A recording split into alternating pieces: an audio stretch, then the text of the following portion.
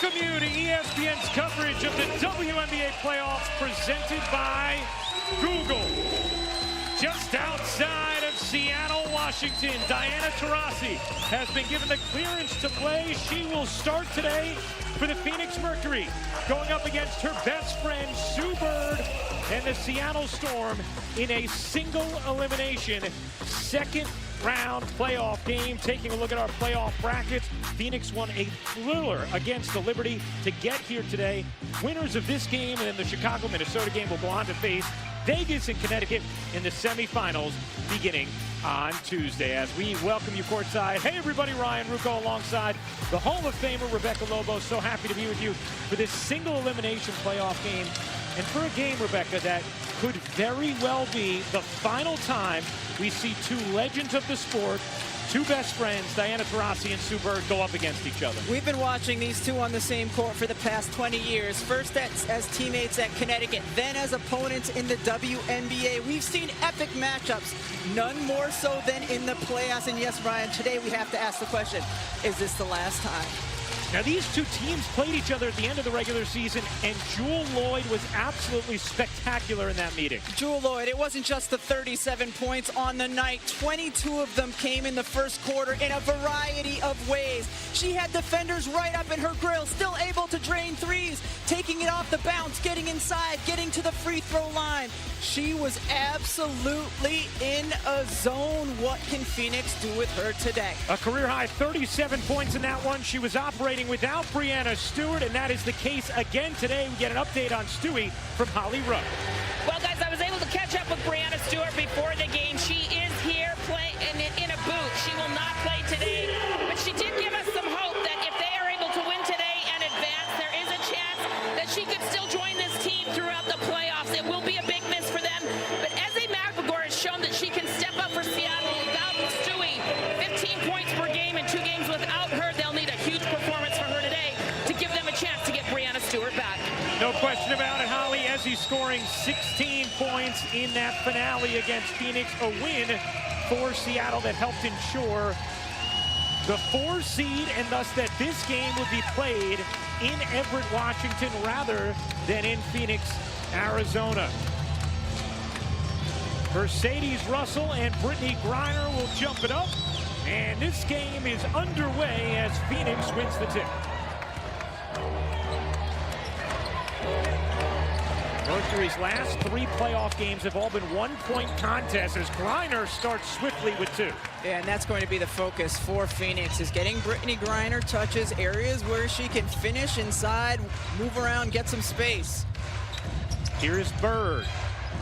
Guarded by Taurasi, out to Loyd, off on a 3. Russell looking to flag it down, and it's out of bounds off of Griner. A chance here for Seattle, and this was one of the points of emphasis for Noelle Quinn, Storm head coach, who said without Breanna Stewart, we need to find other ways to fill it up.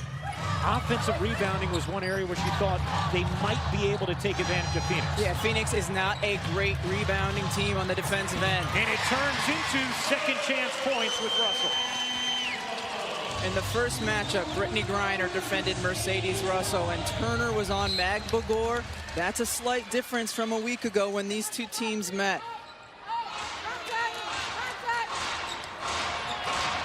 Here's Diggin Smith, who's had a terrific season. Finds Turner in the corner. It's Nurse on a 3. She got it. That's the spot that's going to be open, Ryan, because you send a double team to Brittany Griner on the block. The opposite out, because of Seattle's rotation, is the player who will have open looks. 35% from 3 this season for Nurse. Here is Bird, shot clock at 8. Russell has the mismatch on Diggin Smith. Nice find into Magbegor for 2. Great delivery from Mercedes Russell. Those two are going to have to play well off one another. Oh, Taurasi unable to hit. Griner cleaning it up after Turner was able to save it. Yeah, you always have to have a body on Breanna Turner. She is so active, will get to the glass. Just named first team all defense again today for the 2nd straight season. Here's Samuelson on a 3. No, Magbegor after it, and it's going to the Phoenix basketball. Last touch Seattle. Well, just to reset how unlikely it seemed that Diana Taurasi would play in this game. She did not play in Phoenix's single elimination game just a couple of days ago against New York. She has been in a boot. Was a game time decision, went out and tested her ankle and said, you know what, I'm going to give it a go, as Diggins-Smith reigns in a three. Yeah, Jewel Lloyd got caught on the screen, and Skylar Diggins-Smith needs just a sliver of space to get off her shot. Shot it at 37% from three this season. Bird throws it away. He was looking into Katie Lou Samuelson and turns it over. Skylar Diggins-Smith is so good with a smidge of space, and that time Brittany Griner sets a big screen. Jewel Lloyd gets caught for a second. That can't happen for Seattle.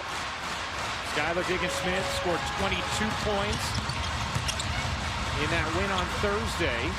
Griner forcing her way in for the bucket and the foul. Brittany Griner, a force to be reckoned with. And that was a great job by Skylar Diggins-Smith. It's the dribble penetration that draws the D, and then she throws it up where only Brittany Griner can get it.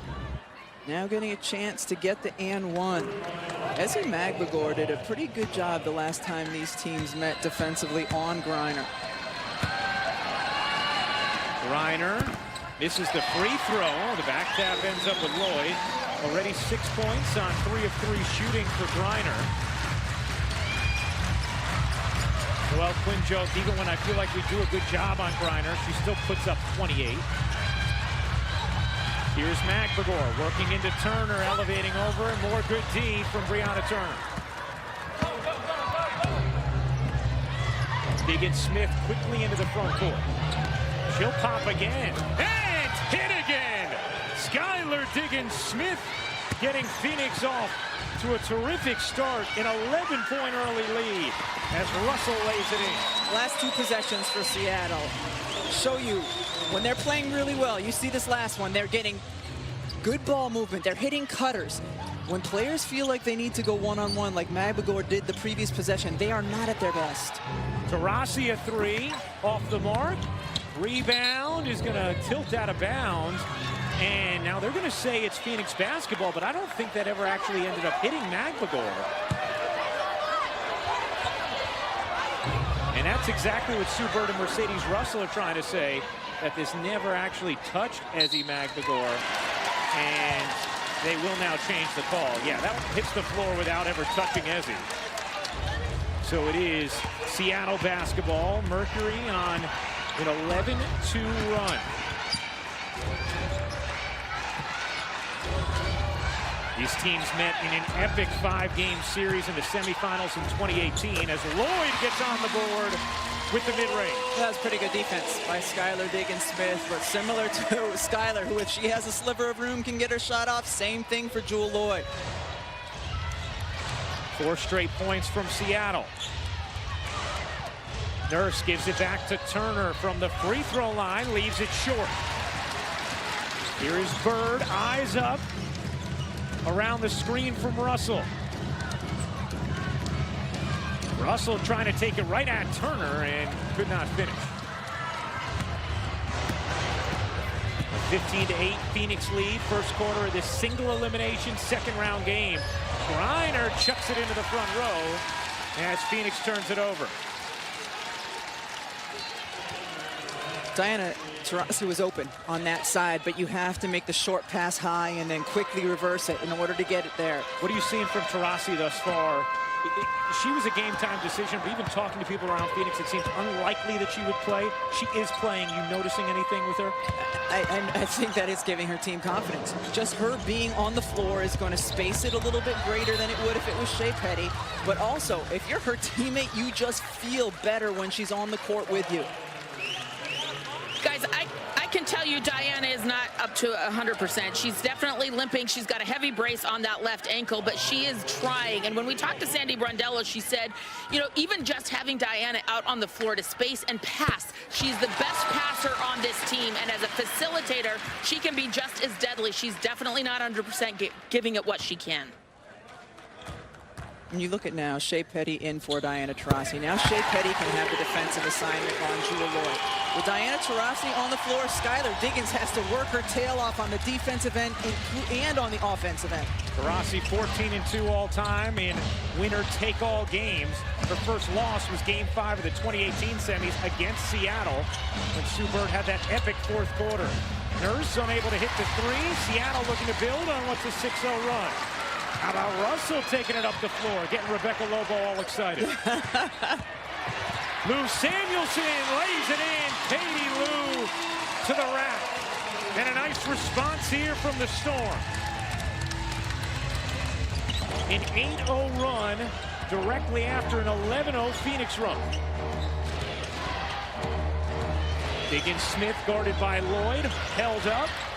Out to Petty, and a whistle before the shot.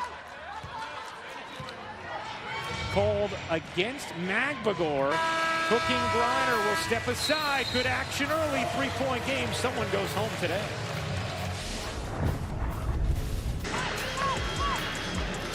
Well, Sue Bird is one of the most iconic players in the WNBA, and this is just astounding. Every single media day photo of Sue Bird during her long and illustrious career, you can see the dedication she's had to becoming the best athlete she can into her later years of her career.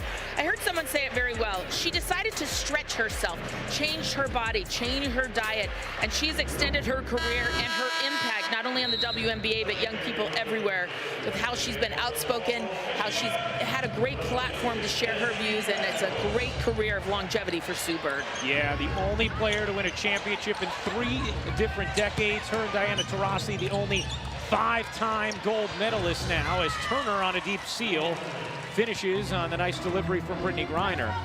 And Sue Bird has not said anything about her future, but there is certainly a possibility, and perhaps a strong one, that this is going to be her final season, which means today could be her final game. A notion I think most WNBA fans don't even want to think about. Kennedy Burke cleans up the rebound. Busted up the floor. Forgot to take the basketball with her. Here comes Petty.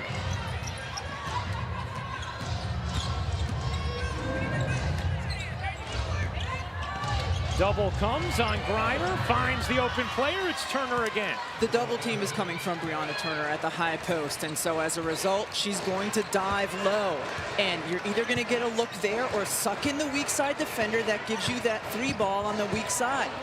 Oh, no look from Bird to Russell. Beautifully done. A gorgeous dime from the all-time assist leader, Sue Bird. What a difference in Seattle when they are moving and cutting and changing sides of the floor and really zipping the basketball. Here's Sophie Cunningham, the hero from round 1. That 3, no good for Petty. The box out from Samuelson. Look out from behind, nearly at Petty. Bird can't hit the 3, and the rebound left for Diggins Smith. Sophie Cunningham just wonderful in that game against New York at 21 points with 6 of 7 from 3. So many big-time shots. That's out of bounds. We'll get a chance to listen to Sue Bird, Wired for Sound. Hey, they've hit a lot of shots. We're down 3. And they've hit a lot of shots, okay? Stay with the scheme. Stay with what we're doing. It's important to know, eventually they will miss. We got to get the rebounds, okay? As important it is to trust your coach's game plan, you have to have that kind of a veteran voice and presence. As you see Shea Petty try to hit the reverse, you know, just continue the belief. Sue Bird put that on the money there, but Kennedy Burke unable to grab it. Out of bounds off of Seattle. We have seen throughout the years, Rebecca, Sue as much a coach on the floor as any player we have ever seen. Something Noelle Quinn talked about to us earlier today, saying she is my comfort.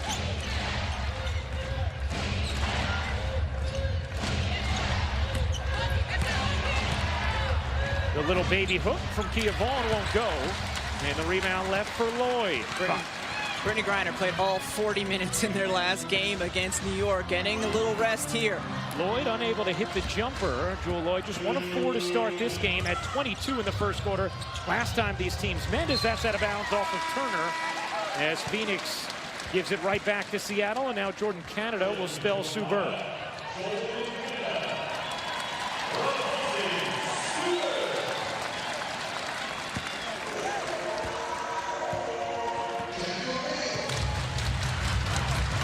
Canada, Russell, Burke, along with Talbot and Lloyd, the 5 for Seattle. Here is Canada on the attack, scoops it up and off. Rebound, ripped away by Cunningham. Here comes Cunningham. Taurasi gets a little space and then gets rejected by Talbot.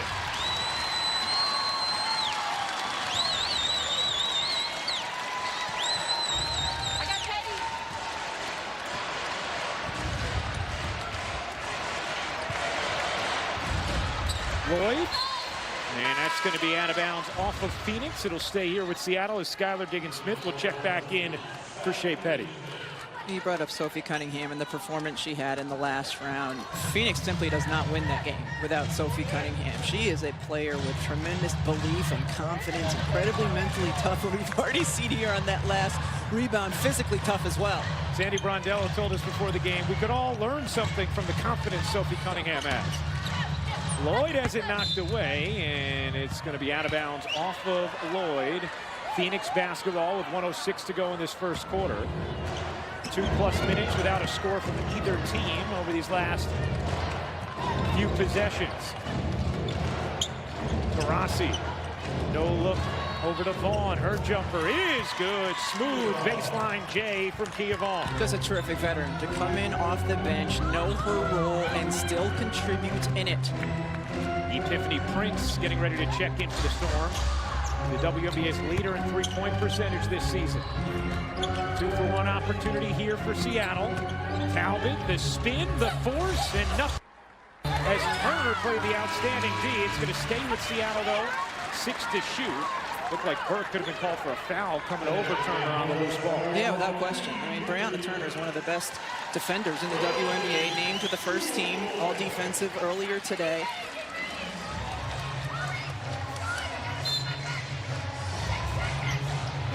Six to shoot here. Seattle keeps possession. Talbot, the pull-up is good. A long 2 from Stephanie Talbot. It looks like one they may take a look at to make sure it was a 2 at the end of the quarter. Instant communication, or perhaps just getting the clock right from the officials to the scorer's table. About a 7-second difference, game and shot clock now. And a whistle is going to go against, I believe, Russell.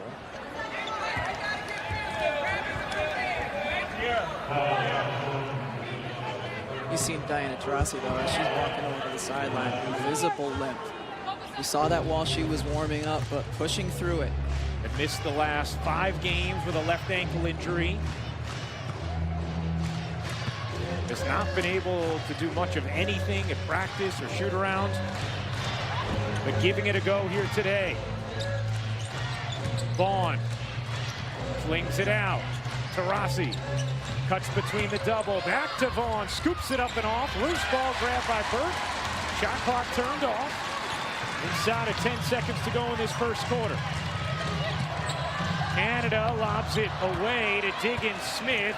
Diggins-Smith, the fling down the floor to Turner for the finish. Beautifully done.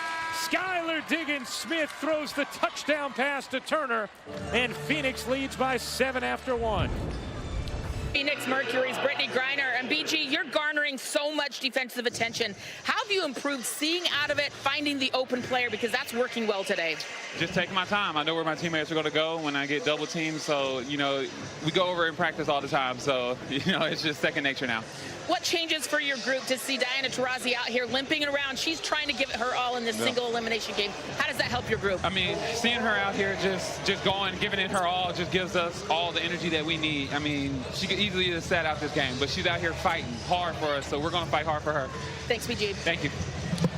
Brittany Griner in that first quarter didn't miss a shot, 3 for 3, and just as importantly, she had 3 assists. In their game against New York, she led the team with 6 assists in that game. Ezzy Magbegor back in for Seattle, picked up 2 quick fouls in the first quarter. Canada looking for help. Finds it in Prince. Now Magbegor with the size. Diggins-Smith came with a dig, and Griner finished it with the block. Really good team defense. Shea Petty in on it as well. Brittany Griner named to the all-defensive team for a 7th time in her career earlier today. 2nd team this season. Now an 8-time block leader in her 9-year career.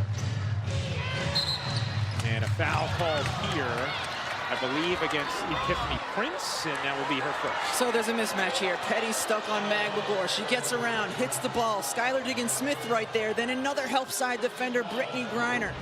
Doesn't matter if you're playing man-to-man defense. It's still team defense. Really well done by Phoenix on that possession. Here's Taurasi. Throws it off the back of Vaughn. It springs Canada. Here comes Canada blasting ahead and gets absolutely mauled by Taurasi. And we'll see if this is any more than a common foul. Diana Taurasi stays away from her feet, goes completely after her arm as she goes up to get Diana Taurasi's goal right there. I'm just going to make sure that it's not an and one.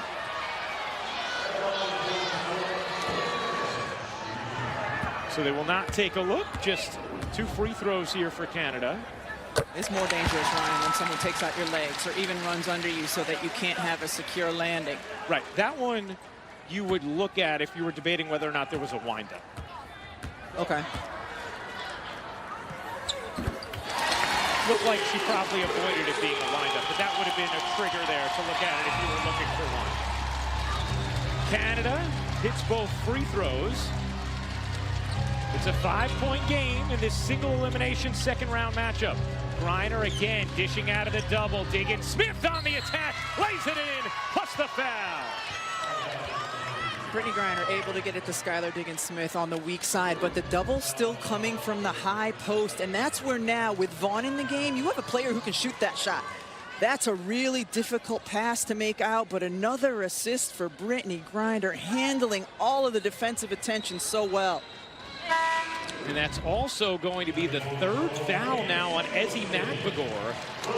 So Katie Lou Samuelson checks in for Seattle. Rebecca, obviously the Storm already playing without their most significant piece, Brianna Stewart, the all-world forward. How much does it hurt their chances of navigating without her, now having Magbegor on the bench with 3 fouls? It hurts them a lot because she has had success at times defending Brittany Griner. She played extraordinarily well in their meeting on September 17th. They need her presence. Prince probing.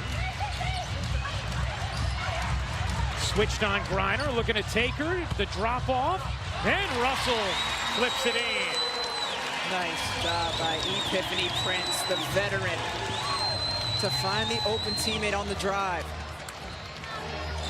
Diggins-Smith trying to force it inside. Vaughn was able to collect it, dish it. Taurasi flips it. Griner finishes.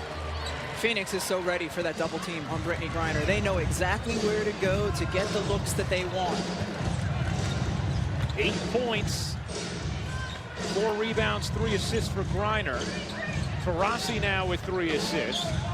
Holly Rowe talked about the importance of Taurasi's passing earlier.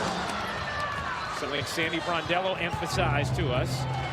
Just having her out there to orchestrate it. Ooh, Taurasi just stopped in her tracks with a big grimace there.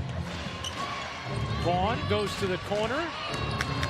Petty, the floater, is short, got it back. Taurasi will try a 3, and hit from downtown. That's the beauty of Diana Taurasi, right? I mean, she looked like she really hurt herself on the step, and it doesn't impact her shot. The all-time scoring leader is on the board here in the 2nd round. Hello, Diana Taurasi. Nice to have you back.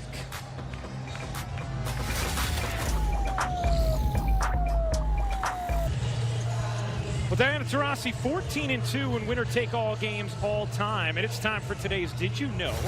Presented by Google. For today's search, we want to know who are the 3 players in WNBA history that are 5-0 in winner-take-all games. They're the only players with a better winning percentage than Taurasi in those games. I know one of them. Okay. Can I say who it is? You can guess one of them. I think I know one of them. I think Cynthia Cooper has to be one of them. All right, I'm not going to tell you yet if that's right, but it feels like a strong guess. Lloyd, Bird back on the floor. Here's Russell forcing it up. Couldn't finish it. Turner the rebound. Phoenix has done a terrific job defensively on Jewell Lloyd. You saw there switching out on her, even if it's Brittany Griner. This is a player who went off when these teams met a week and a half ago. Had 37 points, including 22 in the first quarter. She has just 2 thus far today as Lloyd comes up with a deflection and a steal. Russell there as well. Nice job trapping Skylar Diggins-Smith there off the ball screen. And Samuelson stepped out of bounds as Seattle turns it over. All right, let's get the answer to the Google Did You Know? Candice Dupree, Tammy Jackson, and Cynthia Cooper. Yeah, Tammy Jackson was with those Comets teams when they won the championships. Candice Dupree, I would never have gotten Candice. Candice starred with the Phoenix Mercury. Felt like she didn't miss in the 2014 finals at all. The last championship the Mercury won. Shot clock down to 6 here. Griner spins away from the double. Can't finish. Turner, the offensive board, and draws the foul against Samuelson.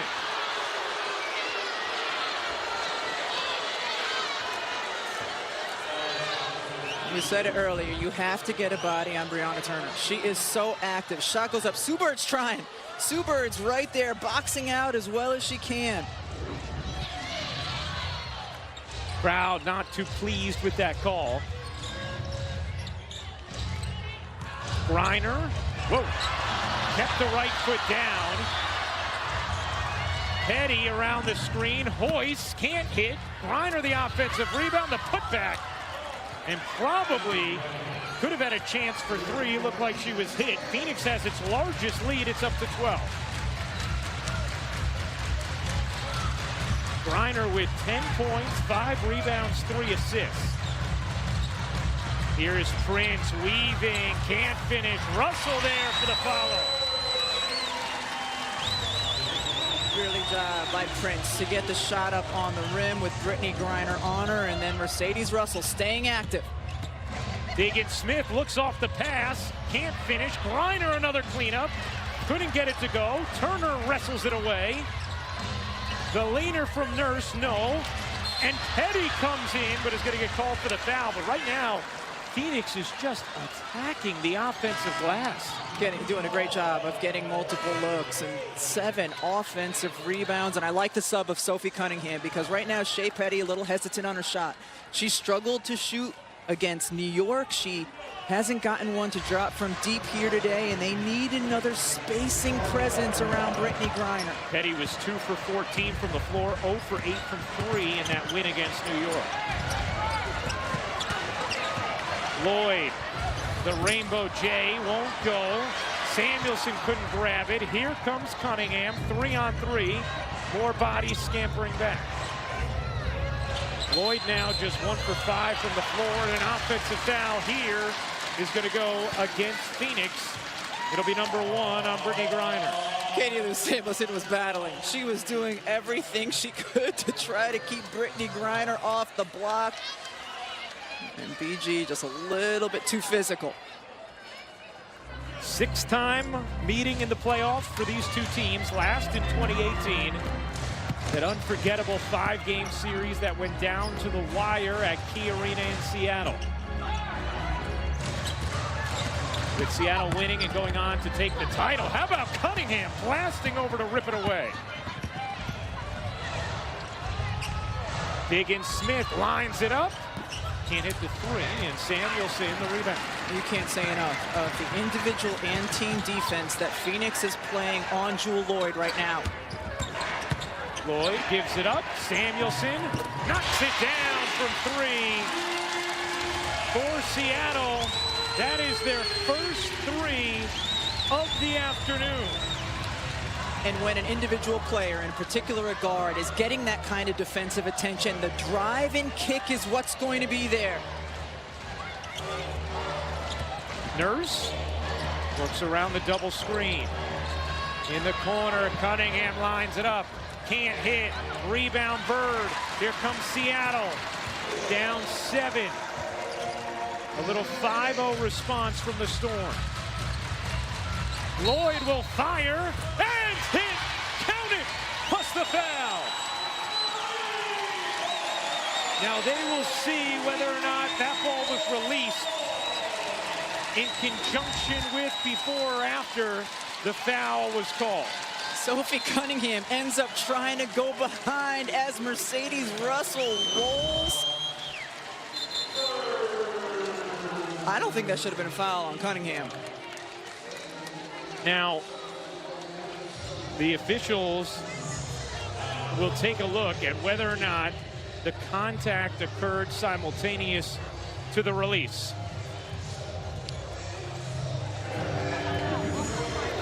Well, Sophie Cunningham just cleared it all up for us. She just told Cheryl Flores, like, hey, no, that was before, it was on the screen.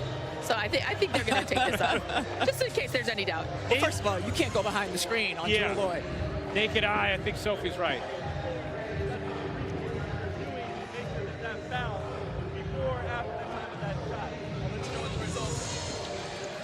So for now, the bucket counts. Well, let's see. Is the foul before Lloyd gets it off? I mean, the contact is definitely before Lloyd starts the upward shooting motion there. But I don't know if the initial contact was a foul or when she kind of eventually had the arms up, and that was a little closer to the release point. So is it the Cunningham arm wrapping on Russell right there? Okay. Is it that? Or that. Or that. Because if it's the second that, that's almost, to me, a Russell foul. So if it's the first that, I think it's the Sophie Cunningham hit on the chest. Do we need to use a different word than that? That? It feels like a lot of that's. I think the first point of contact is before, right? Yeah, I think if it's the second point of contact that actually triggered the foul, then I think it feels simultaneous. Yes. Otherwise, it looks like it was before. I agree. So Cheryl Flores. After review, the foul occurs prior to upward shooting motion. Yes. The basket will not count. The clock will be reset to 3:16. The ball will be awarded to Seattle on the sideline. So the foul is there. Yep. Which is obviously before the upward shooting motion of Lloyd. Hence, the basket not counting. So Seattle basketball side out of bounds. Obviously would have been a big momentum bucket, cutting it to 4, a chance to make it 3 instead. Seattle with a side out. Seattle has scored the last 5 points after falling behind by 12, their largest deficit of this first half. Lloyd can't hit that one. Deflected away by Samuelson. Another chance here for Seattle. Samuelson in the corner. No. And Seattle just 1 for 7 from 3. Particularly notable because they were first in the WNBA in three-point shooting percentage this season at just under 38%. Brianna Turner with her 8th board.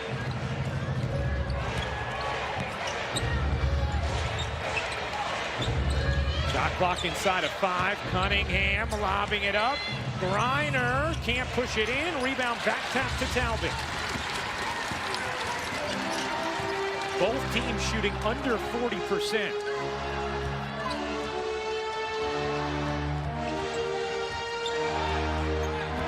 Lloyd around the Russell screen, weaving, taking, and hitting.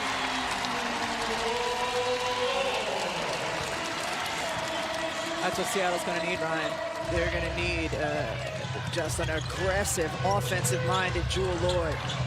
Cunningham can't hit the 3. A 7-0 Seattle run. Phoenix is gone about 3.5 minutes without a point. Not coincidentally, Skylar Diggins-Smith ready to check in. Here is Lloyd using the Samuelson screen. One-on-one with Turner. Lloyd busting inside, flips it in, plus the foul.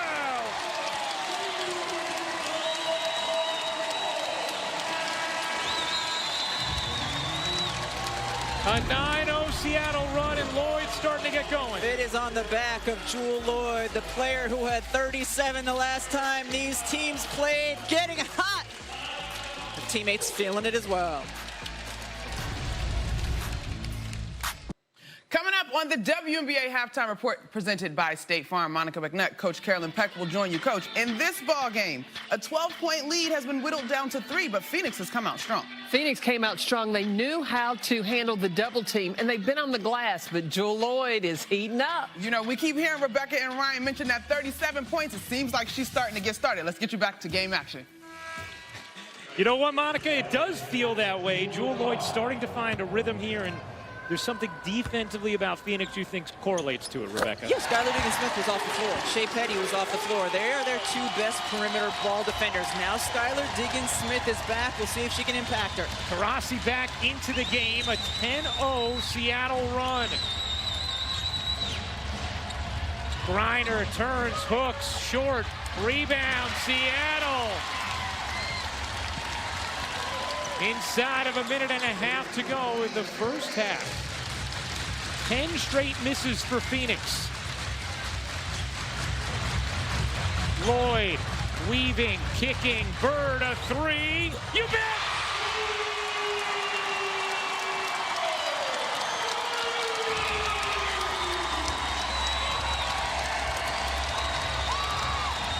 A 13-0 Seattle run. They have taken the lead. Diggins-Smith hooking it up and off.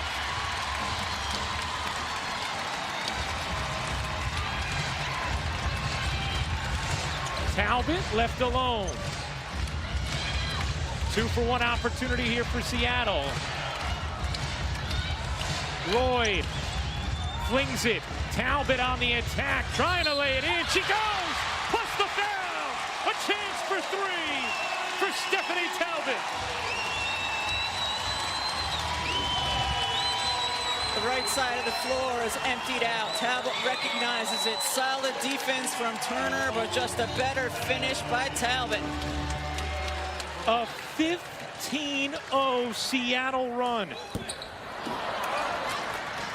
Taking a look at the upcoming WNBA playoff schedule. Next up on ESPN2, second round action, Chicago and Minnesota. Tuesday on ESPN2, we'll have the semifinals. Connecticut, 8 Eastern, will host the lowest seeded winner from the second round games. And at 10 Eastern, Las Vegas will host the other second round winner.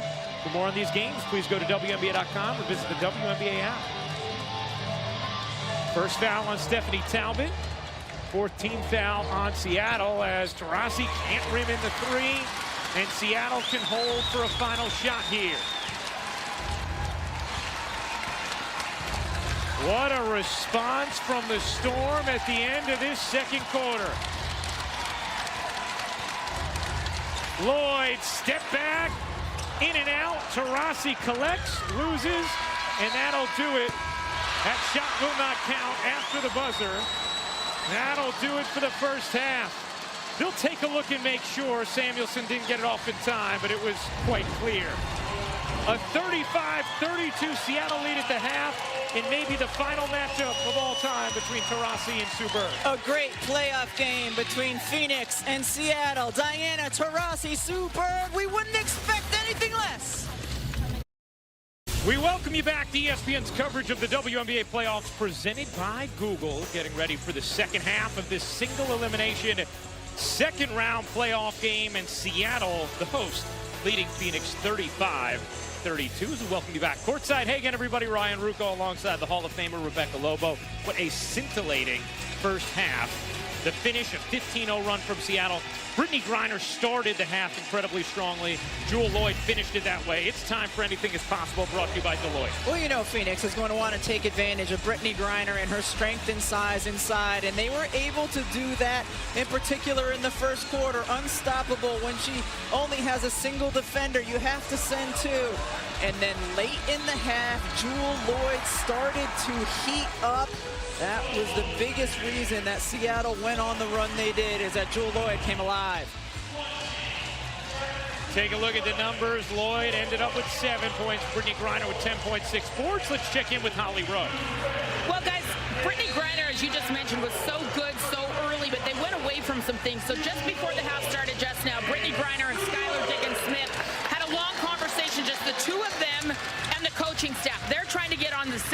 on the pick and roll, the screen game, and they're trying to make a better connection here to start this half. We'll see if they can do it.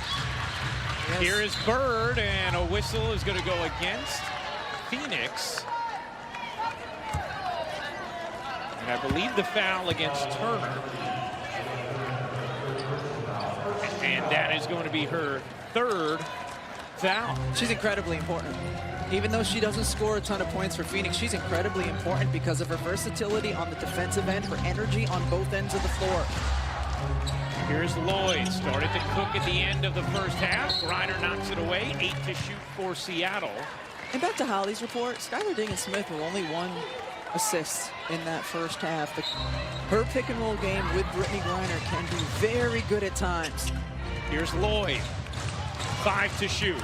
Lloyd switched on Griner, fading away, can't get it to go. McMagor the rebound, Bird connects on a 3.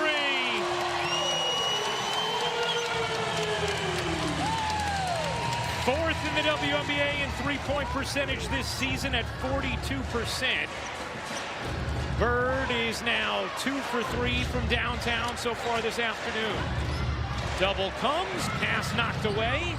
Phoenix gets it back. Taurasi. Over to Diggins-Smith, shot clock fading. Nurse gets it off, too strong. Bird comes back to bat it to Lloyd, and a foul here against Turner, and that's going to be her 4th. Brianna Turner fouls McMagor in transition, and a critical 4th foul there against Brianna Turner. See, after the shot, both players hustling down the floor. Really? Called a foul for the trip. It is a tough 4th foul for Turner, who now heads to the bench. Such a key defensive presence for Phoenix. McMagor can't finish over Vaughn. McMagor spent much of the first half on the bench in foul trouble. And a foul here called against Katie Lou Samuelson. Now, Kia Vaughn is an experienced veteran, and she will bring you a lot of good things. And she's a tough defender, especially inside in the post game. She can hit face-up jumpers. She is not the same perimeter defender in terms of switching out on ball screens. Phoenix has missed 12 straight shots dating back to the end of that first half. Diggins-Smith around the back, bodies in, can't finish. Able to get it back though. Diggins-Smith is fouled, and is it on the shot? No. It'll be on the rip move, and a side out of bounds for Phoenix after Lloyd is called for the personal. The only player to play every minute of that first half was Mercedes Russell, who was very productive, 10 points, 6 rebounds. Diggins-Smith throws it away. It ends up to Taurasi. Can't hit the 3. Lloyd the rebound. That's now 14 straight misses for Phoenix, and a foul here. Or is it going to be a T? No, it's another running down the floor, players bodying up foul. That one, I believe, is going to be on Kia Nurse. Okay, yeah, that's a foul. Kia Nurse intentionally runs into Mercedes Russell. That's a foul. I still don't agree with the Brianna Turner foul, though. They're both just running. No one owned the real estate. They were stride for stride. I don't understand why that one was a foul. Here is Lloyd. Around the Russell screen. Lloyd weaving, wheeling, spinning, taking. Can't hit. McMagor skies in. Another chance here for Seattle, and Lloyd, no. Well, though, you see what McMagor brings just early here in this 3rd quarter in terms of her ability to get on the offensive glass. Nurse steps into a 3 and hits. Much needed for Phoenix. Ends a string of 14 straight missed shots for the Mercury. Phoenix needs either Kia Nurse or Diana Taurasi or Shea Petty or Sophie Cunningham to get hot from 3. Or be consistent from 3. Couldn't finish. Russell keeps it alive. Samuelson connects on a 3. Seattle really hitting the offensive glass to start this 3rd quarter. Here's Taurasi. Was a game-time decision, playing through a left ankle injury. Bird able to save it and steal it. Bird flips it. Samuelson had space, didn't take it, drives it, can't finish it. Here's Nurse. Nurse charging in, gets fouled. And Kia Nurse is going to shoot 2 on what I believe will be foul number 2 against Jewel Lloyd. Everything coming hard, though, right?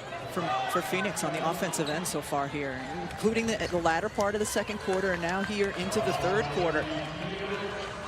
That is indeed the second foul on Lloyd. 3 team fouls already on each squad here in the third. They get in the game like never before with AT&T 5G Game View. You can get a customized AR view on your smartphone. We're talking immersive live updates on your favorite WNBA team. It's exclusively in the WNBA app under the More menu, so download it now.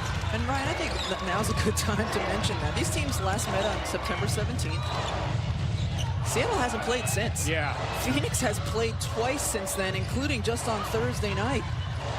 The old rest versus rust. Yeah. Lloyd has it knocked away by Diggins-Smith. Here comes Skylar Diggins-Smith blasting inside and finishing. Skylar Diggins-Smith now in double figures with 10 points, and more good D from Skylar. A part of her game Sandy Brondello always thinks doesn't get enough credit. And a foul here against Taurasi on the hook of Samuelson. That'll be the 4th team foul against Phoenix. And Skylar just fights over the screen and has high active hands that leads to the layup the other way. Yeah, when Jewel went on that run in the second quarter, it was with Skylar Diggins-Smith on the bench.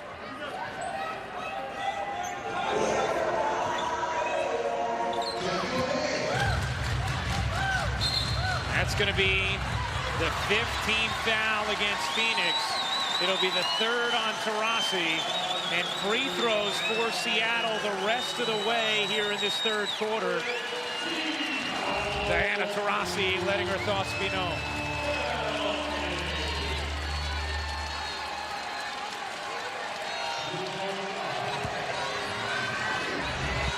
Why so?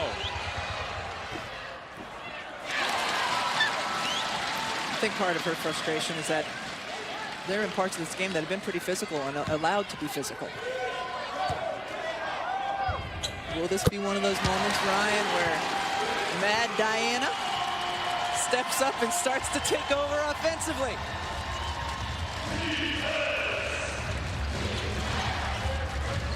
Diggins-Smith directing traffic, finds help in Nurse.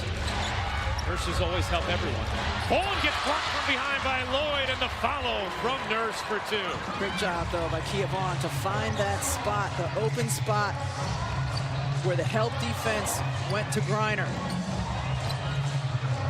It's a 2-point game. Somebody goes home today.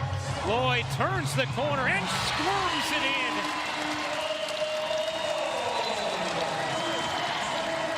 11 points now for Jewel Lloyd, who was stuck on 2 late into the first half.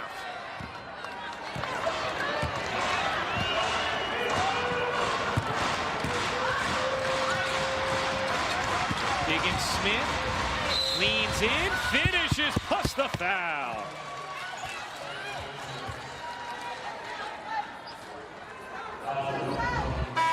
This is what Skylar Diggins-Smith can do. She can create and control, has a beautiful floater. Here she uses it to get herself the opportunity for the and one. She's the one player who is most dangerous for Phoenix off the bounce. 5-time All-Star, a gold medalist now. See, Taurasi was 5 of those golds now on the bench. Shea Petty getting a crack defensively on Jewel Lloyd. So Diggins-Smith shifts over to Bird.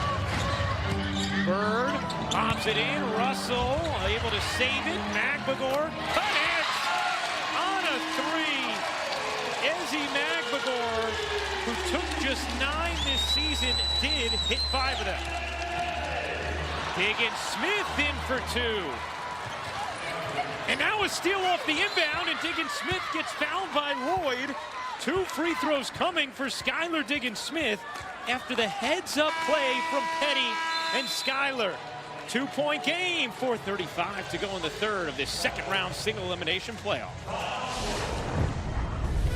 Well, we are going to have A WNBA playoff doubleheader for you Tuesday with a pair of game ones in the best-of-5 semifinals. The Connecticut Sun will host the lowest-seeded winner from the second round at 8 Eastern, and then the Las Vegas Aces will host the other second-round winner, both games on ESPN2 and the ESPN app.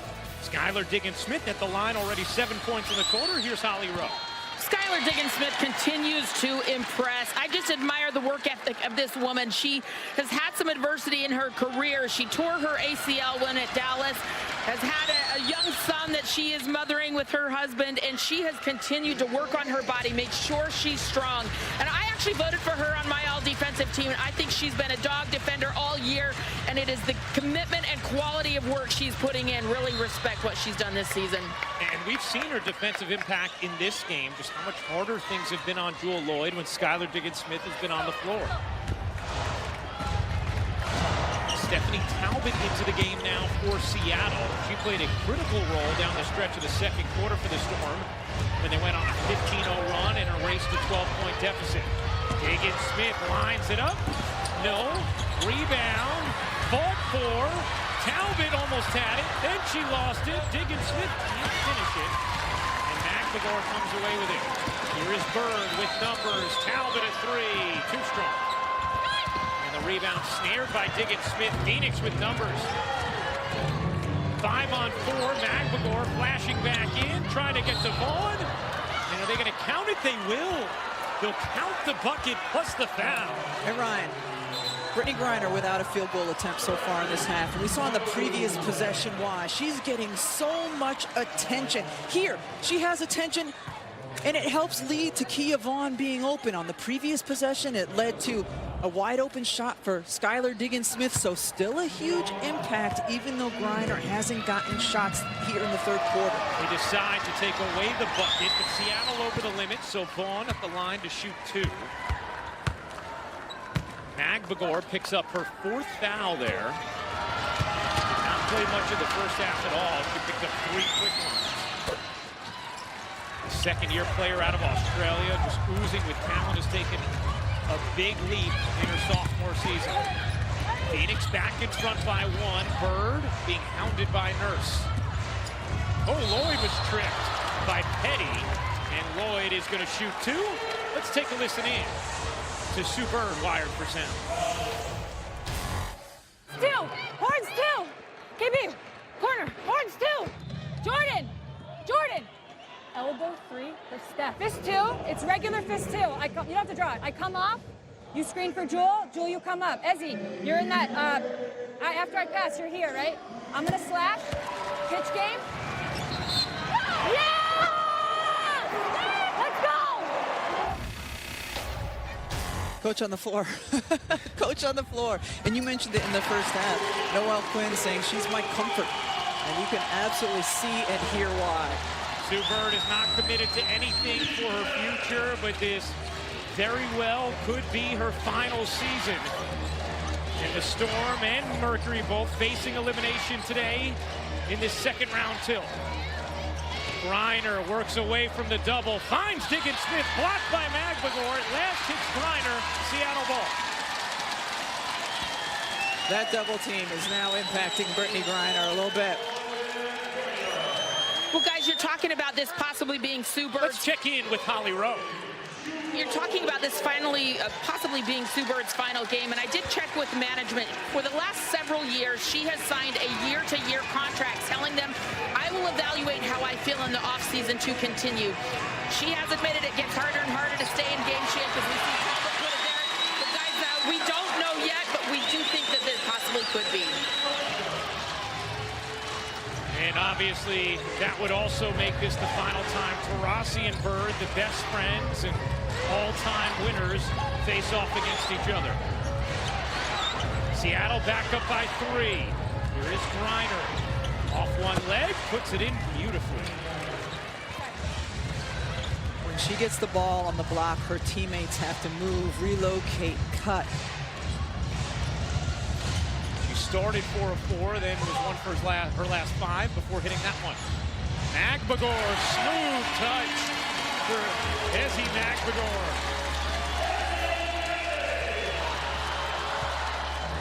7 points now for Magbagor.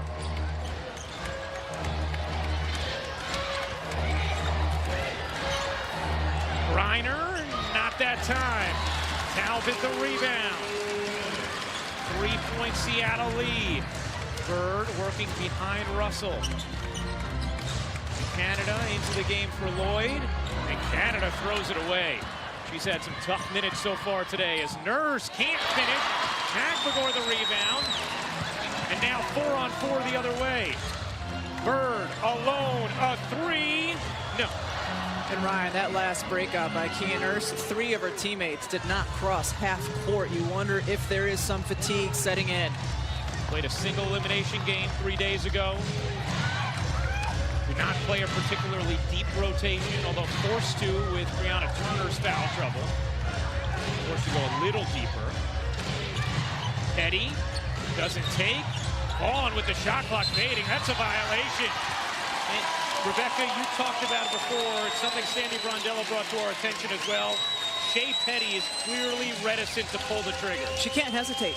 She can't hesitate. They want her out there because of her defensive presence, but especially late in the shot clock, you cannot remember your last miss. You have to put it up.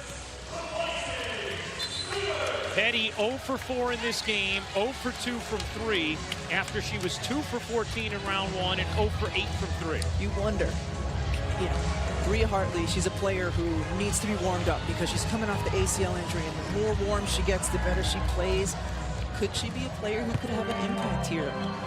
And Sandy Brondello talked about how she usually needs 3 minutes-ish to get in the flow and get warmed up as she comes off the injury, and it's just a matter of whether or not you can afford to give her that warm-up time in a single elimination playoff game.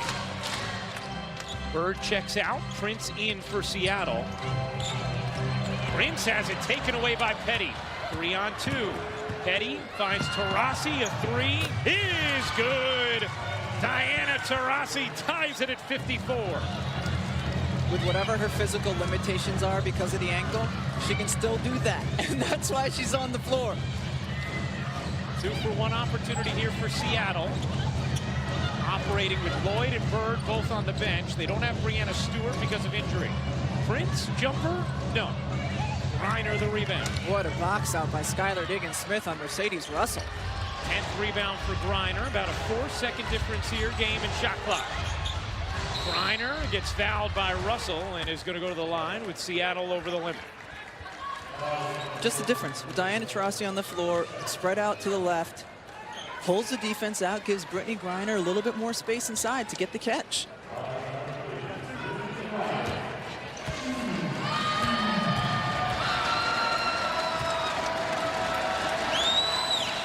Griner hits the first. Let's take a look at the upcoming WNBA playoff schedule. Next up on ESPN2, second round action, Chicago and Minnesota. Tuesday on ESPN2, the semis.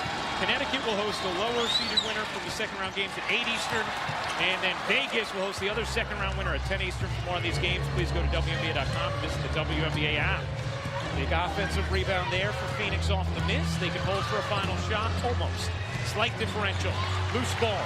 Canada was playing with it, and Griner had to try and force it up, but a violation.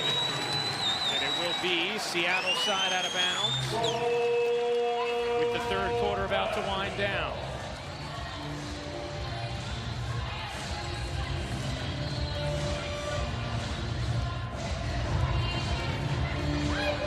Here is Canada. Canada zipping inside, got bumped. And will shoot 2 with 0.8 of a second remaining here in the third. The luxury of speed, and Jordan Canada has it, and they get her with some momentum going at the basket. Skylar Diggins-Smith trying to contest, but absolutely there's contact there.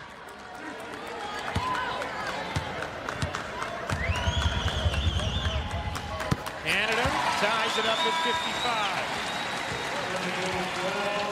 What do you think? Might be a pretty interesting fourth quarter. All we hoped for, all we expected.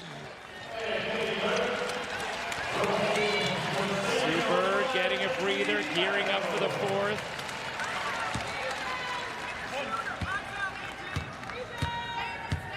Canada hits them both. Rossi crumples to the ground in pain. Looking back at Kennedy Burke, looked like their feet got tied up. And that'll do it for the third. We'll check on Taurasi as she limps to the bench. Seattle takes a 1-point lead into the fourth quarter. And remember, after this game on ESPN2, it's going to be Candace Parker in Chicago against Minnesota in another single elimination playoff game. Welcome back to the WNBA playoffs on ESPN, presented by Google. Here with Jewel Lloyd. And Jewel, you set a WNBA record last game against Phoenix in that first quarter. What took you time to get going, and what have you settled into right now? You know, it's playoffs. I know that they would change our schemes a little bit. You know, for us, it's being patient on offense, seeing what they're doing. But, you know, luckily we have really good people on this team that make good shots and get open when I'm getting trapped and things like that. What adjustments in this fourth quarter are crucial? You said those adjustments on offense. What does your offense have to settle into right now? Yeah, moving the ball.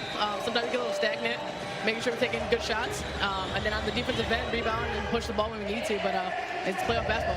Thank you, Jewel. Yep, have a good one. Start of the fourth quarter, Seattle a 1-point lead on Phoenix. Someone goes home today. Here's Vaughn bodying in, flipping up. Can't get the roll. McMagor the rebound. McMagor's played some really strong minutes in this second half. Right now, Sandy Brondello trying to buy Brittany Griner maybe a couple minutes on the bench after the end of the quarter break. And Noelle Quinn doing the same for Sue Bird and Jewel Lloyd. Here is Canada floating in, got the whistle. Jordan Canada is going to shoot two.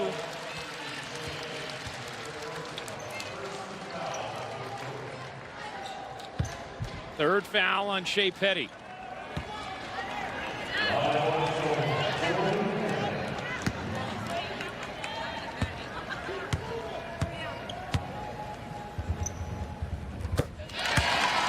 These free throws are presented by YouTube TV. Watch live TV, no cable box required. Scan the QR code now to try it for free for 2 weeks. And once again, Rebecca, we hold that QR code up nice and long for you, so you can walk gingerly to the TV and see. Still, boom. You had a lot of time there. So I could, try to get my camera up before it goes away. That's right. Rebecca's always been known to have a slow trigger on the camera. Diggins-Smith connects on a three. Skylar Diggins-Smith now with 19 points.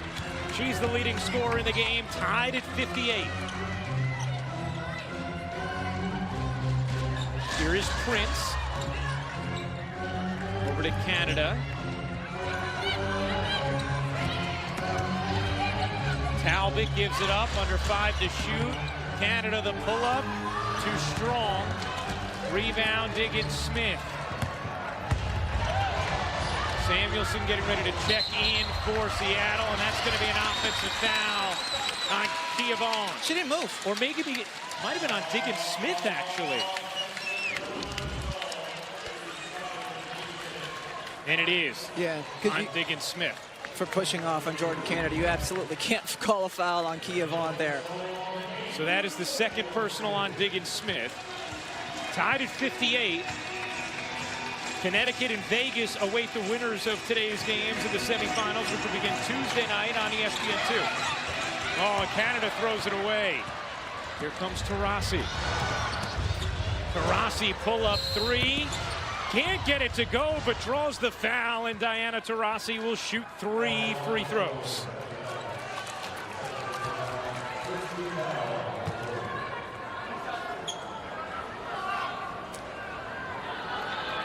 Well, guys, we weren't sure if this would be a final game for Diana Taurasi, so checking in with management, she does have 1 year left on her contract, and Sandy Brondello told us, I'd be surprised if this is Diana's last game. We think she'll be back next year because when she was healthy this season, she was playing great basketball, scoring 15 points per game, second on their team in scoring, and she believes that if Diana can just get healthy, stay healthy, she's back for another year of basketball next season. She'd really found her groove, Holly, after the Olympic break, was playing terrifically, and then sprained her ankle, hurt her ankle in that game at Indiana. But yeah, she looked vintage, certainly, after the Olympics.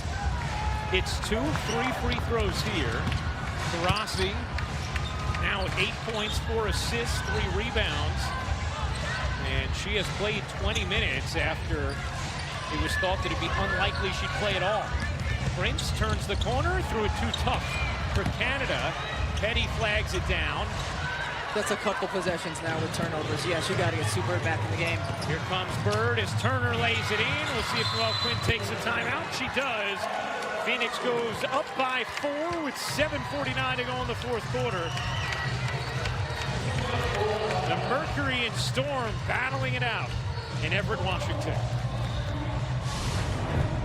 It is time for the unbelievable play of the game, brought to you by Oculus from Facebook. Sue Bird, Diana Taurasi meeting for perhaps the final time, both contributing. And the 14th time in the playoffs that they have squared off head-to-head, and they've had their moments here today. Diana Taurasi hitting a couple triples. Sue Bird doing the same. What magic do they have left here in the last 7:45? 4-point Phoenix lead. Bird will fire and hit from 3.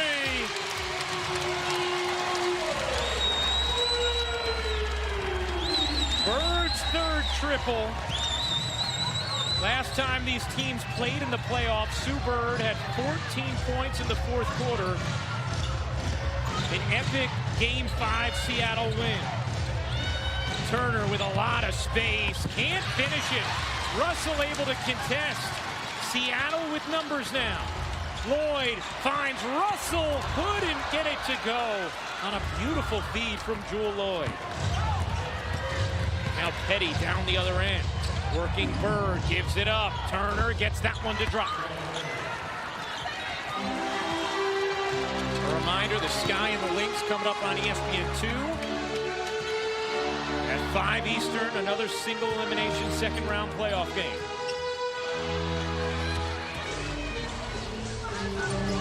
Bird dipping around Diggins Smith, got fouled, and is going to shoot 2. Now, will that be on Diggins Smith or on Turner? It's going to be on Skylar Diggins Smith. That'll be her third personal. Would have been number 5 on Turner. I think Sue caught everybody off guard with a couple dribbles to get into the free throw line area. Yeah, that's not usually part of the game as Bird hits the free throw. Let's take a listen to Sue and Diana talking about their friendship. How great that when we're all done with this and we retire, we can look back and the two of us have each other, that we went through so much together, both on the court, off the court. I think we pushed each other. You know, in this business and whatever job or, you know, just in life, it's hard to stay in touch with friends and build relationships, you know, through work and through a job. And I think we've been able to do that in a way where we're family. You know, it's going to go beyond basketball. You know, once we retire and we're done, we're still going to get together. We're still going to be in each other's lives. And, you know, you don't get that with many people, especially in this business. Won a couple of titles together at UConn. Best friend sinks as Samuelson ties it. 66 all. Buckle up.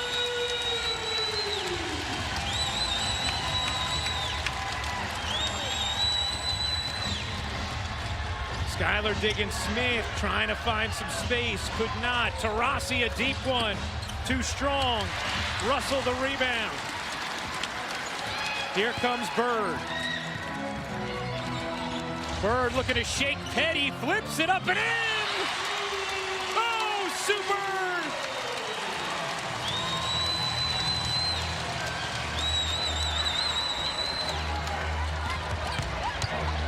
Seattle back up by 2. Diggins Smith around the screen. Griner the turn and the finish. Brittany Griner now with 17 points and 12 boards. Nice job by Phoenix to switch sides of the floor so they could finally get Brittany Griner isolated inside. Tie game. Lloyd gives it up. Bird around the screen. Nice find. Magbagor lays it home.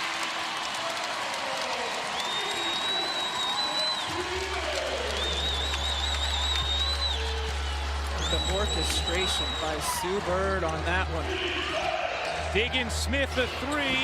No. Griner another offensive rebound. Just couldn't put it back.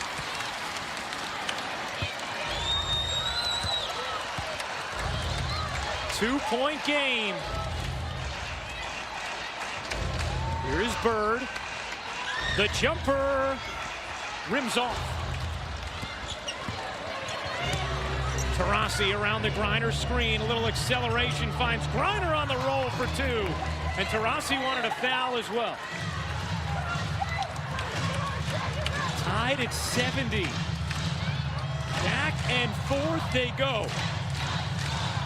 Last 3 playoff games Phoenix has played over the last 2 seasons have been decided by 1 point. And a foul here is going to go against Petty. That'll be the 3rd team foul on Phoenix. And the 4th on Shea Petty. Shea Petty's done a nice job, though, defensively in particular. She's made things difficult at times for Seattle's guards. Now Kia Nurse will come and spell Petty. Bird, Magbagor, Lloyd, Russell, and Samuelson, the 5 for Seattle. Here is Lloyd. Under 10 to shoot. Lloyd creating space. The pull-up 3. Too strong. Lloyd now just 4 for 15 from the floor.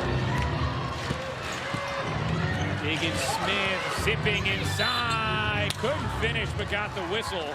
And Skylar Diggins-Smith will go to the line with a chance to put Phoenix in front.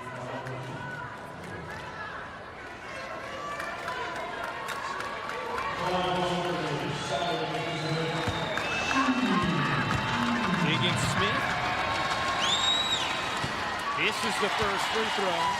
Now 2 for 5 from the line for Skylar, who is an 82% free throw shooter, 85% in her career. She got the second. 20 points now for Diggins-Smith. 6 missed free throws on the day for the Phoenix Mercury. They are 10th of 12 teams in free throw percentage in the WNBA. Lloyd from 16? No, not close. And you just get the feeling if Seattle is going to find a way to victory down these 3.5 minutes, they're going to need Jewel Lloyd to find a little more of a rhythm. They'll need Jewel Lloyd, and the Phoenix Mercury will need Skylar Diggins-Smith, ball handlers who can create off the bounce. Lloyd now 4 for 16 from the floor. 1-point Phoenix lead. Taurasi throws it behind Griner, and that is going to be turnover number 11 for the Mercury. You've got to lead Brittany Griner there. Can't throw it behind. She had her momentum going towards the basket. The pass was behind her. 71-70, Phoenix in front. Bird pops out. Trying to work her way baseline. Finds Russell. Couldn't finish. Looked like Russell got hit. Wanted to call, didn't get it. Seattle trying to scamper back on D. Griner working on Russell. Brittany Griner just too strong. She loves that left block. It's a comfort zone for her and just takes it right at Mercedes Russell. 21 for Griner. Lloyd gives it up. Samuelson, the pull-up, too strong. Turner will watch it tilt out of bounds. Mercury basketball. 2:26 to go in the 4th, and Brittany Griner asserting herself down the stretch. And when she does, she is the most dominant big player in the world here, going to work. I'm coming in fast. Well, Sylvia Fowles, the Defensive Player of the Year for the 4th time in her career, just named today. Her outstanding play in 2021 being honored. Minnesota, Chicago coming up 5 Eastern on ESPN2 in another single elimination second-round game. That's what we have right here. Rebecca, Diana Taurasi of Phoenix leading Schubert in Seattle 73-70. 2:26 to go in the 4th quarter.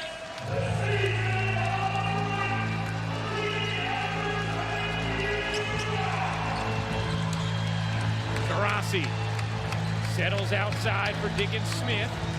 Here is Skylar Diggins-Smith.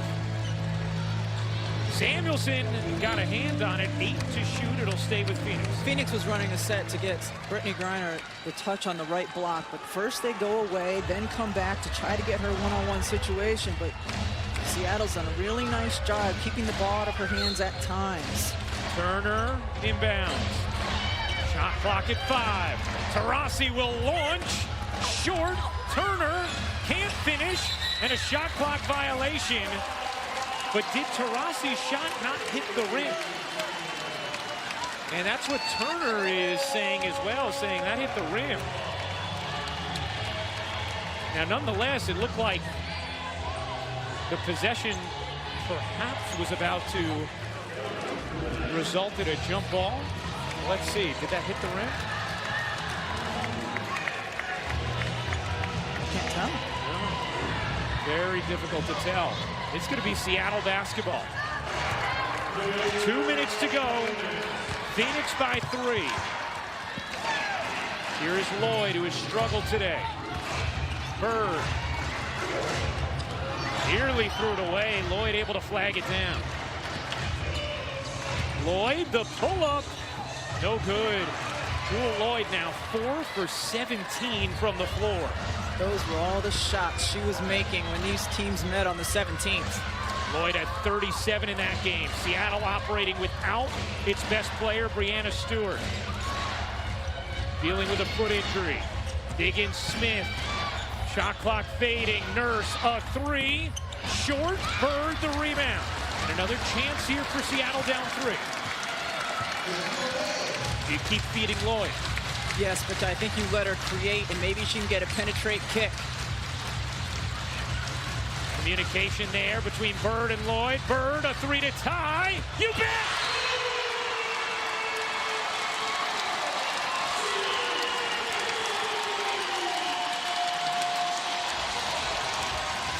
There's a reason why the word most often associated with Sue Bird is clutch. So much attention is going to go to Jewel Lloyd. Diana Taurasi late getting there. Way too much space for Sue Bird. She delivers once again in the moment. A team high 16 points for Sue Bird. She has tied it at 73. Timeout Phoenix.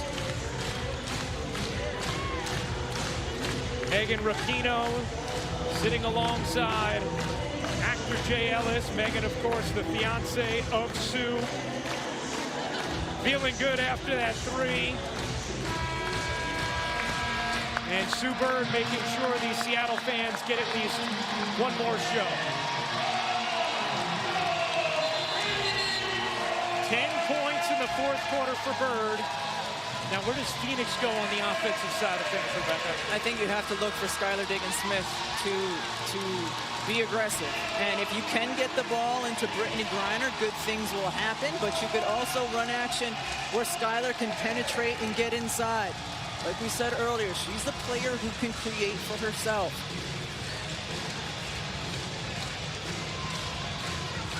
$73 all, a minute to go in the fourth. Nurse, Turner, Griner, Taurasi, and Diggins-Smith for Phoenix. Russell, Magbegor, Lloyd, Samuelson, and Bird for Seattle. 4 ties, 5 lead changes in the fourth quarter alone.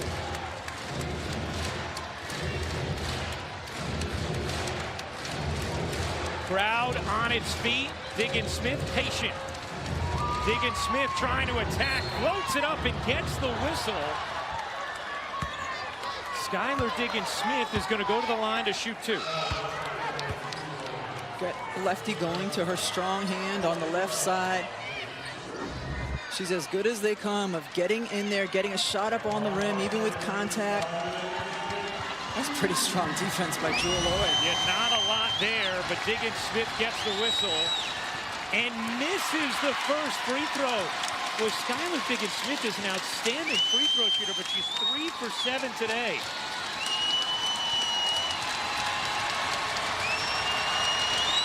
Diggins-Smith missed them both. Rebound, Magbegor, and a timeout taken by Seattle. Wow. Shocking misses there from Skylar Diggins-Smith.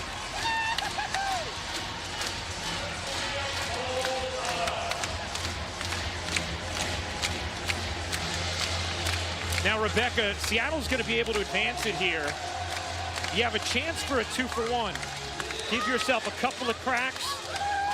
How important is it if you're Noelle Quinn, Seattle in that huddle, to try and make sure you get off a shot in time to execute that? Get the shot off and get it going towards the basket. Again, look for Jewel Lloyd to create. She struggled with her shot a bit, but if she can get a defender, a weak side defender to commit for a step, then she can deliver to one of her shooters. If you're Seattle, you would love that shooter to be Sue Bird. Let's take a listen into Noelle Quinn in the Seattle huddle. Sadie, she's going this way. Get her open. Jewel, all the time in the world, right? We just need a bucket. Listen, we're going to go our dive, though. Yeah, the flash. Yeah, BG's coming in it. We're through. Understand, whatever happens, make a play. Yeah, hit, go through.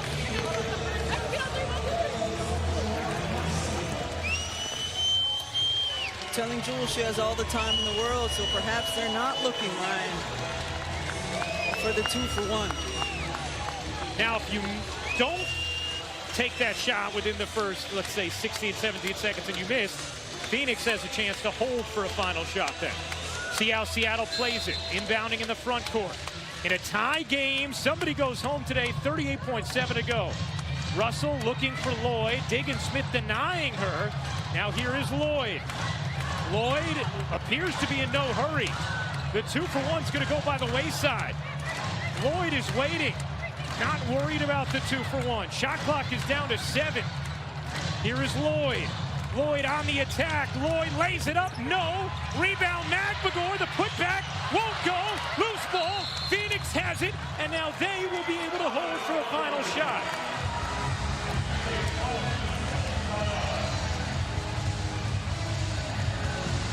So that's the risk you run, is now you are going to have to win this game, or at least not lose this game on a defensive stop. Jewel Lloyd takes it in, gets a decent look, loses a shoe. Ezi Magbagor keeping it alive. Oof, but now Phoenix will get a crack at the win. Rebecca, when you're inbounding from the front court and you have that much time to work with, I'm very surprised they didn't try and utilize the 2-for-1. You could go for a quick hit, and if you don't like what you have on a dribble penetration by Lloyd, all right, then pull it out. But I am surprised that they did not look for a quick one first. So now Phoenix can hold for a final shot. They do have one timeout remaining. Seattle with 2. Phoenix in the bonus. 12.5 to go in the fourth quarter of a tie game. Single elimination. Here's Diggins-Smith. Shot clock turned off. Diggins-Smith waiting. 5 seconds left. Diggins-Smith goes around the back, lost it. Diggins-Smith will flip, blocked, and we have overtime.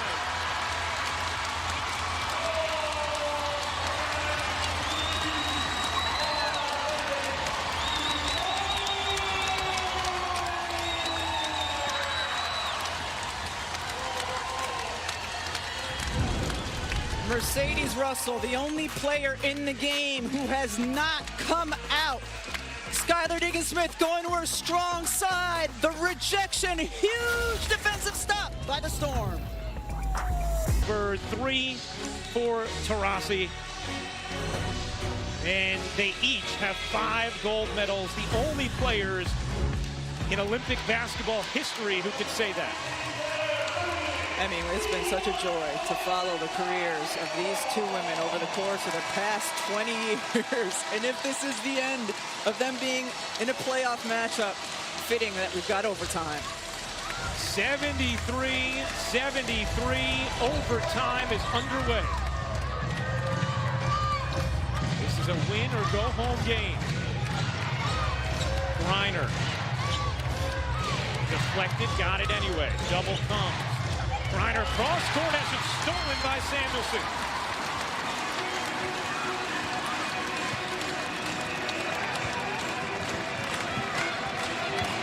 Samuelson a 3. Truth. 16 points for Katie Lou Samuelson.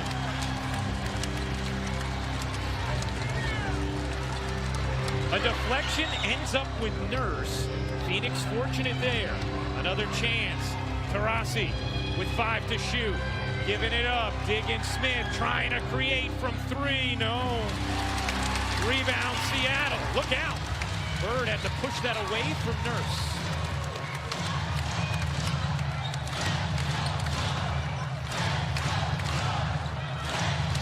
Samuelson spinning. Bouncing, Magbagor denied. Oh, what a play by Brianna Turner. Outstanding rejection. Taurasi on the other end, cans the three. Incredible sequence there from Phoenix. Maybe a season saver.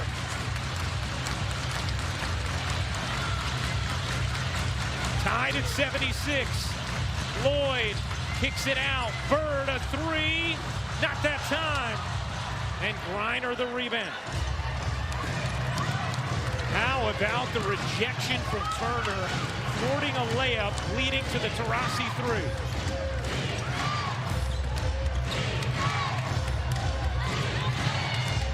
Diggins-Smith lobbing it in. Turner pushes it home. And Phoenix takes a 2-point lead. We've seen Brianna Turner's elite level athleticism now, almost in back-to-back plays on both ends of the floor. Was in foul trouble in the third quarter. They stayed away from it in the fourth and overtime. Lloyd, nice handles, gets smashed, but no call. It's going to stay here with Seattle. Brianna Turner, there's a reason she's an all-defensive first-team member, comes from the weak side. What a block, and offensively, Griner knows she can throw it up where only Turner can get it right there. And Lloyd off the inbound lays it in, finger-tipping it home to tie it at 78. Under 2:30 to go in overtime.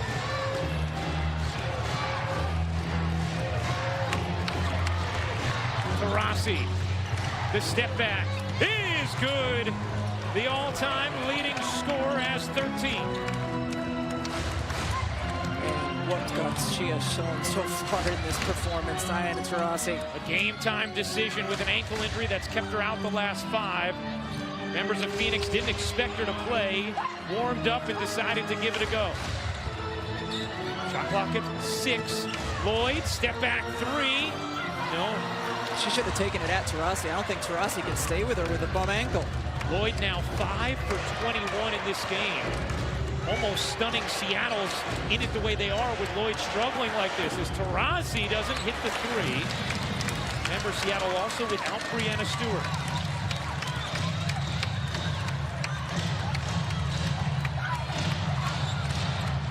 Here's Samuelson.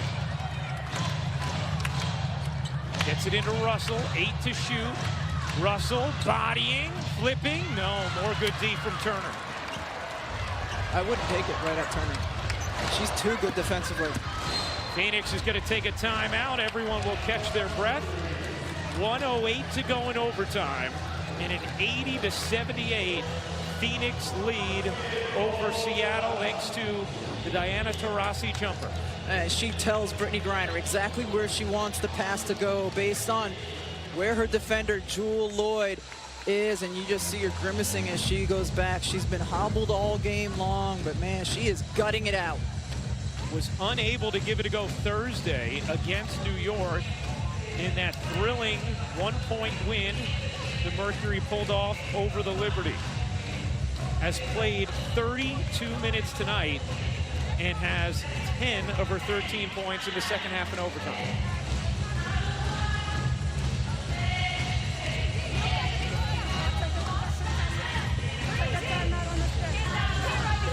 Phoenix with 2 timeouts remaining, Seattle with 3. Each team has a foul to give. Mercury basketball. They're going to jam it up. Okay, don't just get a turnover. Slip it, go and get here. Now, Breezy, on here. Only read her and then stay down here and then read it. Execution, let's go. Sandy Brondello barking the instructions. Her 8th season now at the helm of the Mercury. As Phoenix trying to get a 2-possession lead, something neither team has had thus far in overtime. Remember, Skylar Diggins-Smith missed a couple of very big free throws at the end of regulation. Opened the door for the extra time here. Diggins-Smith has been otherwise terrific today. Here she is on the spin, lobbing to Griner. Griner forces it in over Magbagor. and it's a 4-point Phoenix lead. Timeout, Seattle. Wow, beautifully done by Skylar Diggins-Smith. Getting inside, drawing Griner's defender where then she can leave it for her. The spin. Magbogor trying to get over, simply can't. What a play. It all started with Skylar Diggins-Smith. 23 points, 16 rebounds, 4 assists for Griner. Diggins-Smith with 20 points, 7 rebounds, and 6 assists. And Phoenix now with a 2-possession lead. Seattle with the basketball. Storm started slowly from 3, 1 for their first 7, but now 9 for 22 on the day. Let's take a listen into Noelle Quinn's huddle. Fake it. Get her. Sorry. Yes. Get her. Fake it. You got one. You're going to the elevator again. Gotta go finish. Quick 2. Quick 2. Where is she going to the elevator? So the last time they came out of a timeout, they ran an elevator screen for Katie Lou Samuelson, and she was able to drain the 3. You hear there at the end of it, Noelle Quinn telling her team, elevator again for Katie Lou Samuelson. Katie Lou is 4 for 6 from downtown in this game. 35% on the season. 52.6 to go in overtime and a 4-point Phoenix lead. Here is Lloyd. Lloyd on the attack, forcing her way in, missed it again, out of bounds, and it's going to be Phoenix basketball. They will take a look. The Mercury did a terrific job defensively, completely negating the elevator screen. Wouldn't even let Katie Lou Samuelson go through it. But that left the right side open for Jewel Lloyd to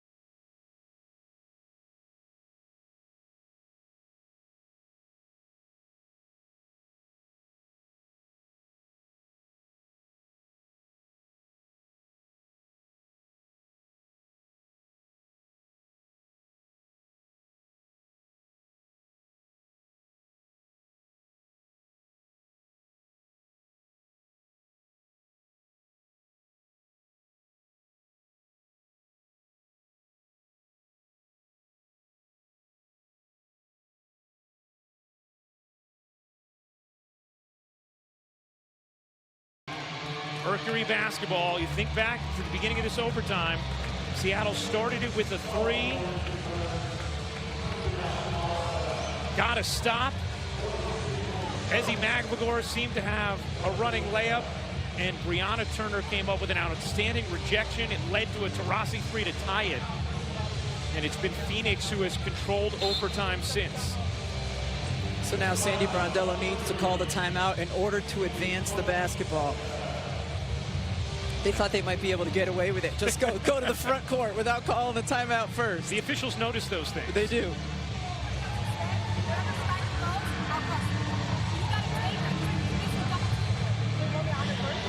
see Sue Bird very vocal in the huddle with Jewel Lloyd. But then being cognizant, she goes back to nurse. Right down, what we got get.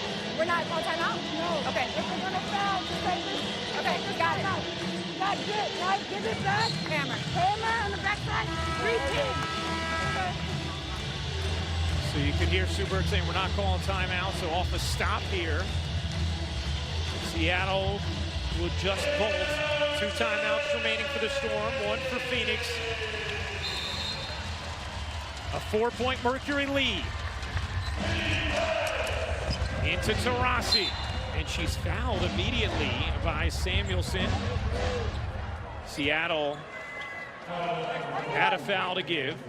So a side out of bounds here for Phoenix. I'm a little surprised that they used the foul to give there.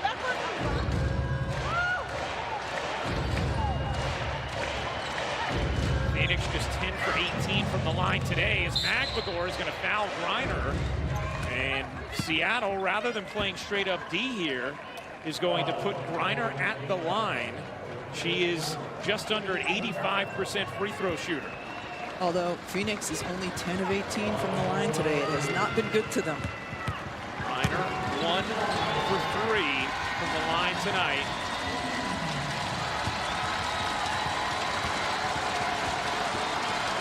Griner, first free throw, no good.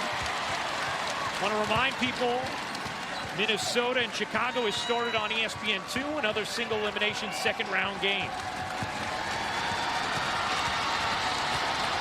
Griner's second free throw. She missed them both. The strategy pays off. Now Seattle's got to move. Down 4. Here is Bird.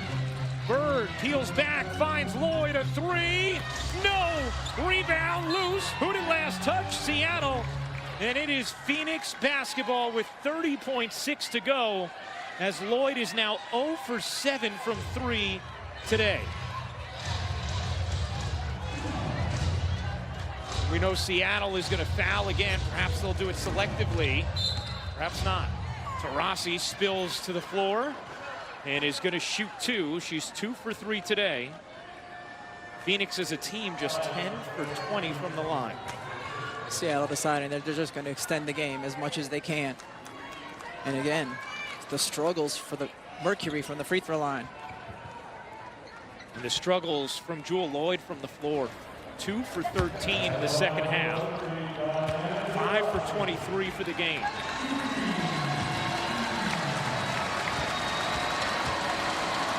Taurasi misses the free throw.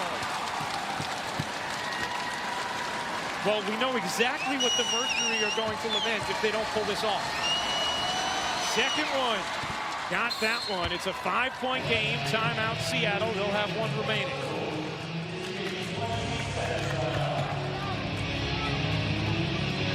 Taurasi now with 14 points.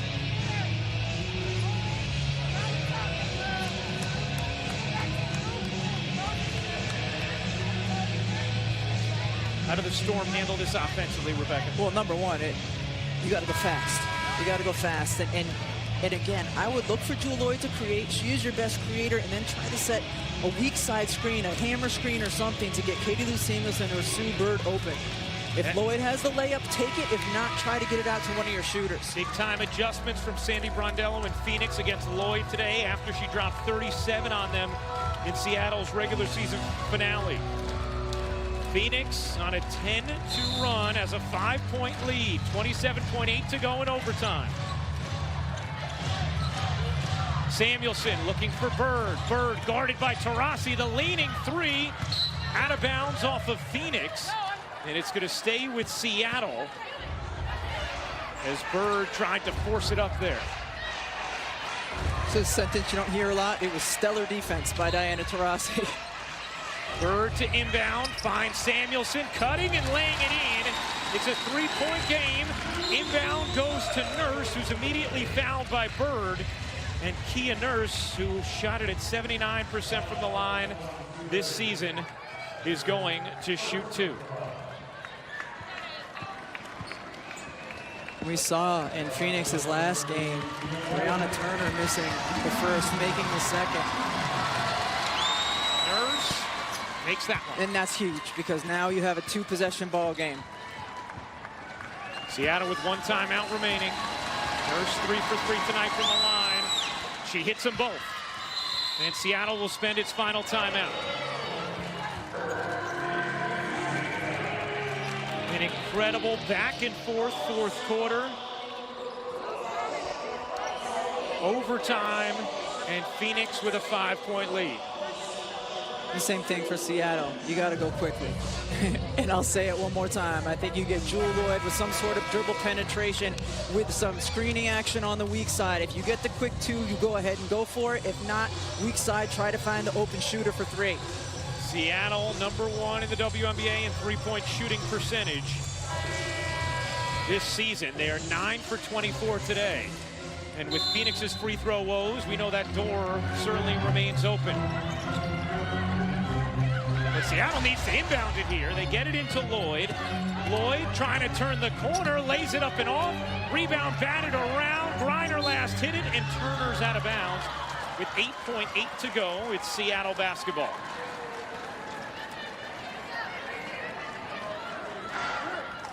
And at this point, Rebecca, don't you have to think about getting up a three here? Yeah, you have to get a Seattle? three. And ideally, like a catch and shoot or catch one dribble shoot. Lloyd now 0 for 5 in overtime. She's 5 for 24 on the game. Sue Bird to inbound. Gets it to Lloyd. Lloyd finds Talbot taking a lot of time. Talbot's three no good. Taurasi the rebound. And that will do it. The Phoenix Mercury are moving on to the semifinals as they outlast Seattle in a classic battle, 85-80, the final. Brittany Griner with a monster performance, but in the second half, huge plays from the backcourt. Skylar Diggins-Smith with some big moments. Diana Taurasi, no surprise, some big moments. Taurasi, 14 points, 4 rebounds, 5 assists, and Sue Bird going to find Taurasi, it looked like. And Taurasi now headed towards center court, along with Bird, as they will hug it out, meeting for perhaps the final time. There have been no decisions announced or made yet, but there certainly is a feeling that this could be the final season for Sue Bird, and this would then be their final meeting, and Holly Rowe has the move.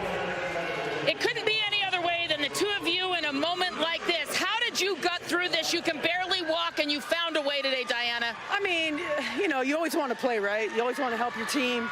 I think both teams have just battled all year, right? And the ball just went our way a little bit more tonight, but, you know, it's fun to compete. It's fun to be out here.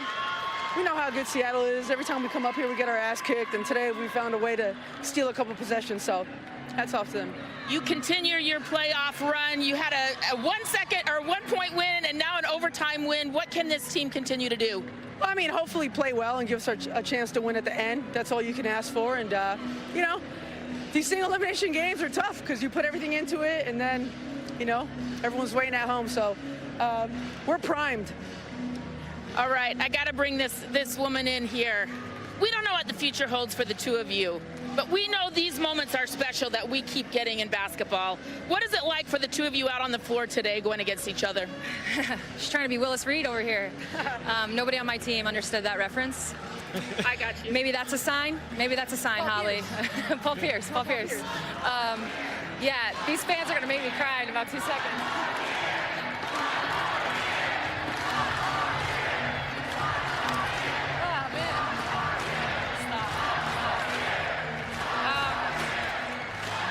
I think we just, it's a testament, you know, to all the years and the hard work.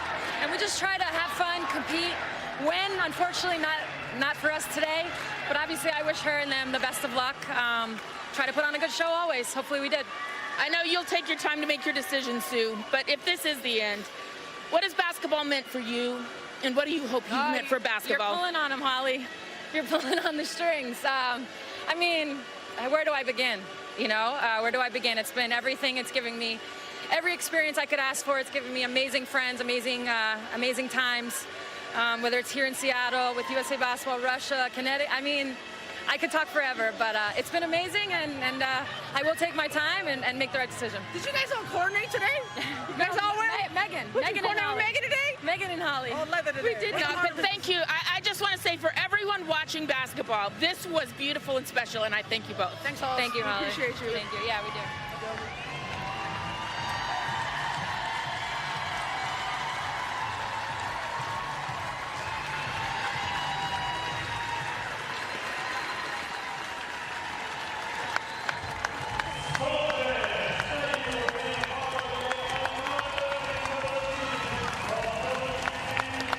jersey exchange from the best friends, the teammates, the all-time winners, as Sue Bird runs off for perhaps the final time of her illustrious career. And only Holly Rowe could bring them both together immediately following the conclusion of a playoff game the way that she did. What a powerful interview, what a beautiful moment there with Sue and with Diana. And Rebecca, you know, we've seen the growth of this league. You obviously have been a foundational part of the growth of this league, but when we think about the WNBA and we think about it 30, 40, 50 years from now, those two pioneers are going to be two of the first names we think about for all their contributions. And maybe Sue will come back, but there's definitely a feeling like this could have been the final time we see her and the final time we see those two competing against each other. I mean, what an incredible moment we just saw with the two of them together and listening to both of them, and how many moments have we been able to share by watching, how all the fans that have been able to share watching with these women over the past 20 years, starting in their career at Connecticut and then here in the WNBA. And Sue in particular is really moving, hearing the whole arena chant one more year. We've gotten so spoiled watching these two women play, and what a fitting game, just an incredible game. Remarkable finish and a beautiful forever moment there with Sue Bird and Diana Taurasi, the best friends who won a couple of titles together at UConn before starting their professional careers. All-stars, perennially Olympic champions together, competitors in the playoffs, two of the all-time greats, perhaps meeting for the final time.